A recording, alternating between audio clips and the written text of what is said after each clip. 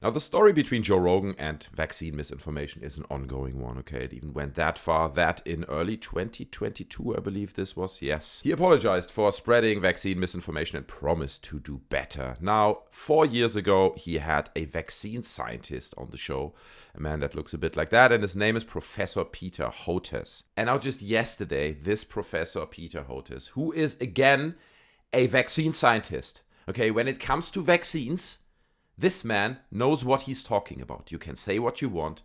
That's just how it is. And he tweeted, Spotify has stopped even sort of trying to stem Joe Rogan's vaccine misinformation. It's really true, at Anna Maryland, who's a writer of a Vice article that is linked underneath. So he's saying this is just awful. And from all the online attacks I'm receiving after this absurd podcast, it is clear many actually believe this nonsense. Yeah, that is more than clear at this point. A lot of people do prefer to believe someone like Joe Rogan, who has been disproven so many times on his own show, okay, with stuff that is obviously false. I feel it's gotten a little bit better, okay, where they now at least not try to spread blatant misinformation, but the idea to believe that guy over someone who is an actual vaccine scientist and who actually, that's insanity, okay, that is insanity to me. And by the way, in this referenced Vice article, the writer breaks down the interview between Joe Rogan and Robert F. Kennedy. It had a lot of anti-vax moments in there where Joe Rogan is just like, as he always does, he's just like, oh, that's interesting, yeah, are you onto something there? Oh. He never questions, he's never like, hold on a second, okay, can we like just check all this because that doesn't sound reasonable. He just rides along with the wave, okay, because he knows it brings freaking clicks and money with that. So that vaccine scientist made that statement on this tweet, and then Joe Rogan quote retweeted this tweet and said, Peter, if you claim what RFK Jr. says is misinformation, huh? I mean, that's absurd, okay? Just putting those quotation marks here. I'm offering you $100,000 to the charity of your choice if you're willing to debate him on my show with no time limit. Okay? It's like, because this is going to go on forever.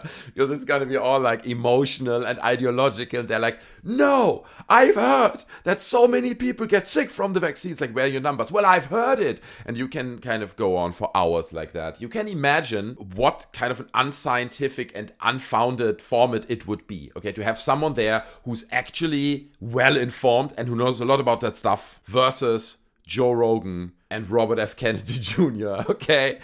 Like, it's a mess. Let's be honest. If you're a scientist, if you have an interest on an actual real debate that is founded in the real world, I would also be like, I'm not sure I want to be on that show, okay? Like, bring me someone that is actually living in our real world. But anyway, Peter Hotez replied, okay? And he said, Joe, you have my cell, my email. I'm always willing to speak with you, okay? I am here. If you want me to come on your show, why do you go public, right? Why don't you just give me a call, ask me to come on the show whether I'm interested in doing it? No, it has to happen public. This is a non-answer, said Joe Rogan. That's his reply. It's a non-answer. I challenged you publicly because you publicly quote-tweeted and agreed with that horrible Vice article. I love that, the word he uses. I love that so much. He's like, it's so not true. They write this article about my show. It's not misinformation. It's all very well funded.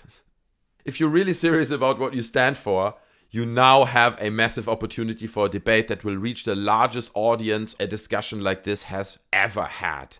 If you think someone else is better qualified, suggest that person. Okay? Come on, have the debate. And again, put yourself into the scientist's perspective. Like, you're surrounded by a very, very powerful, rich, and influential goon, okay, who really doesn't have a strong interest, as these tweets unmistakably lay open, on a genuine debate. It's not the place you want to be as a scientist, okay? Nonetheless, his hostility there is completely inappropriate because he said, I'm always willing to speak to you. He's like, give me a call, I'm willing to speak to you. And Joe Rogan's like, what are you talking about? This dog, you know, and he loses his mind. Anyway, Joe Rogan continues, replying to his own tweet saying, by the way, Peter Hotez, by the way, I saw this tweet that you deleted. You deleted this tweet later on. And that was this tweet, which Joe Rogan ironically screenshotted right? I don't know if he screenshot or someone else, but he dug out a screenshot, okay? It's so important to him. So he's like, be serious, Joe. That's what Peter Hotez says, right? That's what you throw out for your hunting buddies on a weekend. A 50 million endowment, which you and your homies can easily afford. Not for me, but so we can continue making low-cost patent-free vaccines for the world's poor. Preceded by RFK Jr.'s public apology. So he's kind of making fun about the 100K offer there, right? He's like, bro, come on, man. You're making insane numbers and you're offering 100K for a charity. But anyway, it is a bit of a snarky tweet. So then Professor Hotez replied after that tweet saying, yes, Joe, I thought it was over the top and unnecessarily provocative.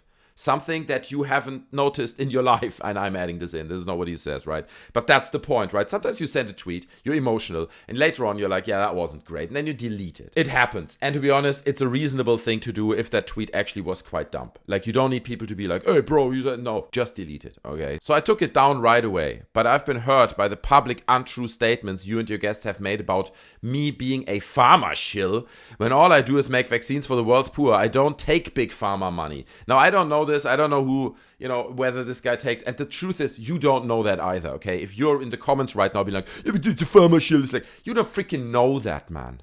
You don't know the guy. You don't know what he does. To assume that someone who's a vaccine scientist automatically is a pharma shill and like takes huge lumps of money from the pharma industry is like, bro, you already have that disconnect in your brain. Not saying that never happens, but you can't assume that in this particular case, that's the reality because you don't know. Anyway, then Peter Hotez replied to that again saying, I'm happy to come on and clear the air, okay? I respect you and your show. I don't want an adversarial relationship. I think we can work well together, which is a reasonable approach. It's like to say, okay, I'm coming on. And he said this again before. He said, just give me a call.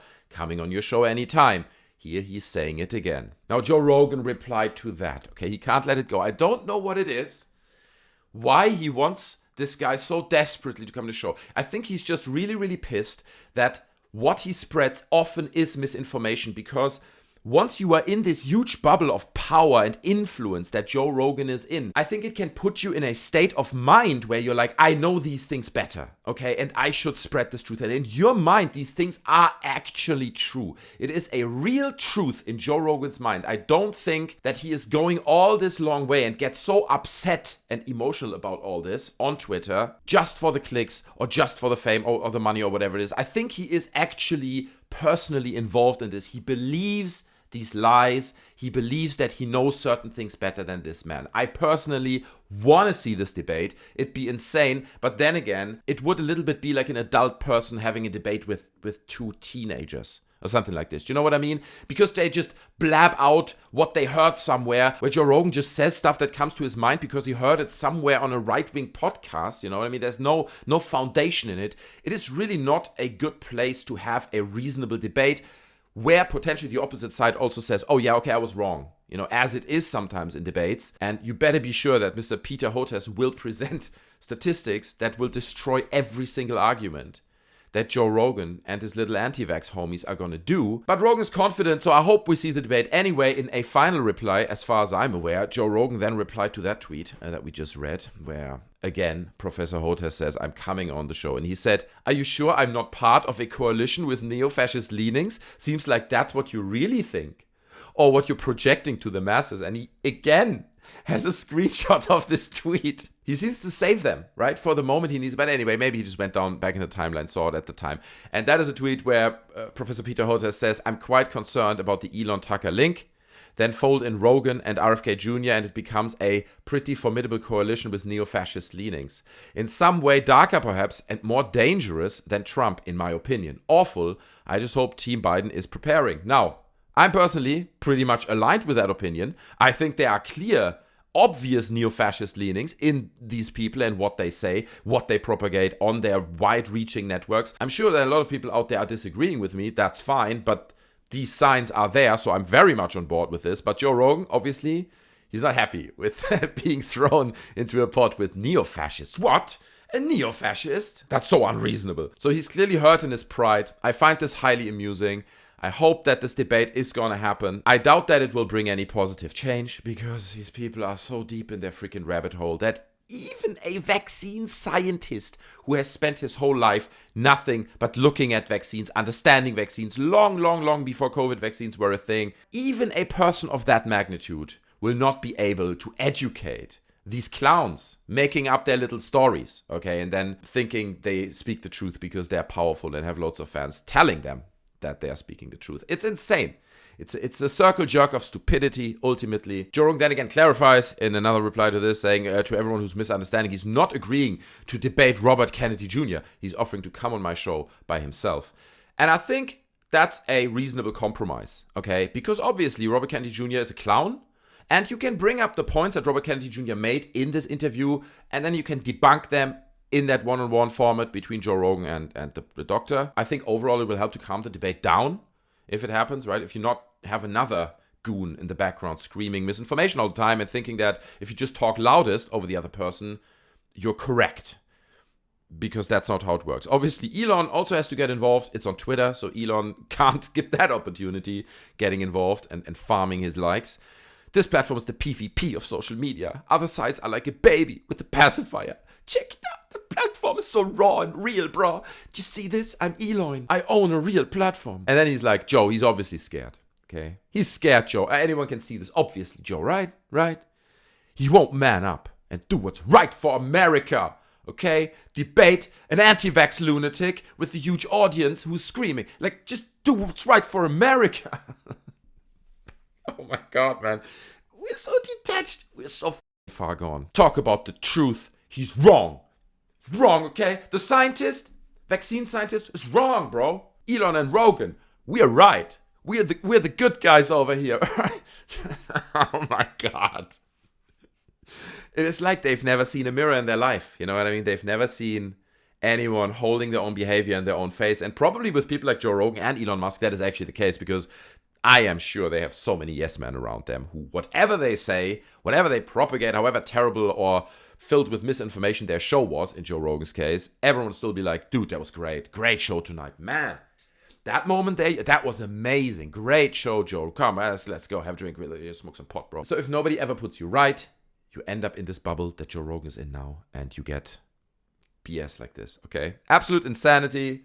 I appreciate you guys watching the video. I hope you enjoyed it a little bit, and I'm sure many of you guys didn't even make it to this point. So if you did, then I want to tell you that we have a Discord channel, okay? If you enjoyed this video and you kind of like the stuff that we're talking about on this channel, then join the Discord. It's free.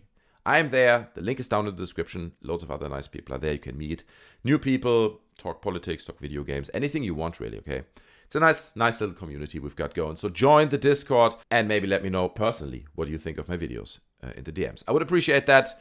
Also subscribe, smash the like button on your way out. And I'll see you in the next one. Take care of yourselves. I'm out. Bye.